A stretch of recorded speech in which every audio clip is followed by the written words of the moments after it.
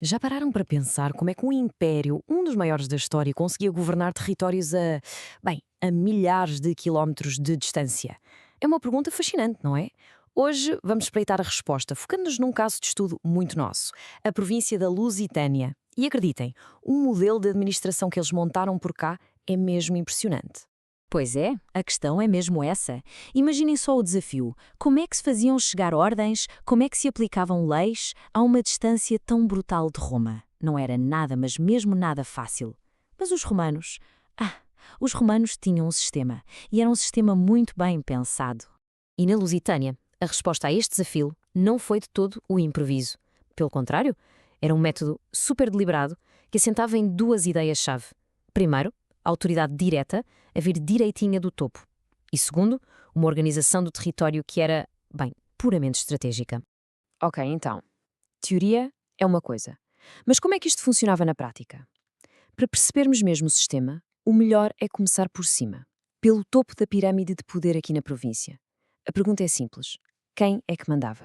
Pois bem, no centro de tudo, tínhamos uma figura chamada Legado Imperial. Era ele a autoridade máxima na província. Mas o que é que tornava este cargo assim tão especial e, acima de tudo, tão poderoso? E a resposta está aqui. É a chave de tudo, na verdade. Um legado imperial não tinha de prestar contas a um senado, a um comitê ou a um grupo qualquer, não.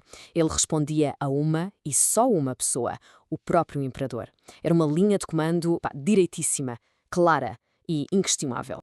Mas por que é que havia esta ligação tão direta?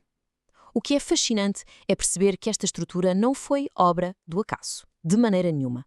Na verdade, refletia o quão importante a Lusitânia era para Roma em termos estratégicos. O imperador queria e fazia questão de ter o seu homem de confiança a gerir uma província que era absolutamente vital. Ok, percebido. Temos então o comando central bem estabelecido. Mas um governador sozinho não faz milagres, pois não. A província era gigante. Ele não podia estar em todo o lado ao mesmo tempo. E isto leva-nos, claro, ao segundo nível de toda esta estrutura, a forma como o território estava organizado. A questão que se colocava era, portanto, puramente logística. Como é que se pega num território tão vasto e se divide de uma forma que seja, vá lá, gerível no dia a dia? Roma, como sempre, tinha uma solução, e era uma solução bastante engenhosa. E essa solução tinha um nome: conventos jurídicos. A ideia era brilhante na sua simplicidade. Em vez de terem, sei lá, centenas de pequenas vilas e aldeias a reportar individualmente, o que seria um caos, eles organizaram o território em grandes centros. Eram centros regionais que basicamente concentravam todo o poder daquela área.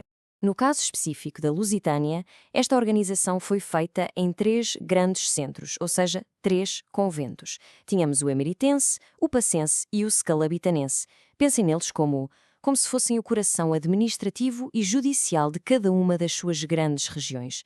Tudo passava por ali. E o que é que se fazia exatamente nestes centros? Eles eram muito mais do que umas simples capitais regionais.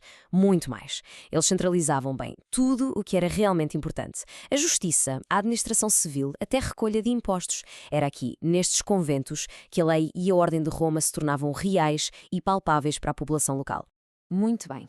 Agora que já vimos as duas peças principais, o legado e os conventos, vamos juntar tudo. Vamos ver o sistema a funcionar como um todo. E o que salta logo à vista é a sua clareza. Era uma estrutura de cima para baixo, impressionantemente clara. O fluxo de poder era transparente, completamente. No topo de tudo, o imperador, lá em Roma. A sua autoridade descia em linha reta para o legado imperial aqui na Lusitânia. E depois, o legado usava os conventos jurídicos para exercer o seu controlo no terreno. Simples, não é? Direto e, acima de tudo, incrivelmente eficaz. Portanto, para resumir isto tudo, os pilares deste sistema de governação na Lusitânia eram essencialmente estes quatro. Primeiro, o controle imperial ser direto. Segundo, este modelo ter sido desenhado à medida da importância estratégica da província. Terceiro, uma de administração local super centralizada. E, por fim, a integração total do poder civil com o poder judicial. No fundo, era um sistema com dois níveis bem definidos. Tínhamos o governador central, com uma linha direta para o imperador, e depois os centros regionais que tratavam do dia a dia. Foi este modelo que permitiu a Roma não só manter a ordem de forma muito eficiente, mas também garantir que o seu poder, o seu controlo, era sentido em cada canto desta província tão vital. E tudo isto deixa-nos com uma última pergunta, mais para reflexão. Já passaram 2000 anos, mas será que ainda hoje, se olharmos com atenção, será que as nossas fronteiras administrativas, os nossos centros de poder, ou até as estradas que usamos, será que alguma coisa disto ainda reflete, mesmo que vagamente, essa poderosa organização romana? É uma boa pergunta para se pensar.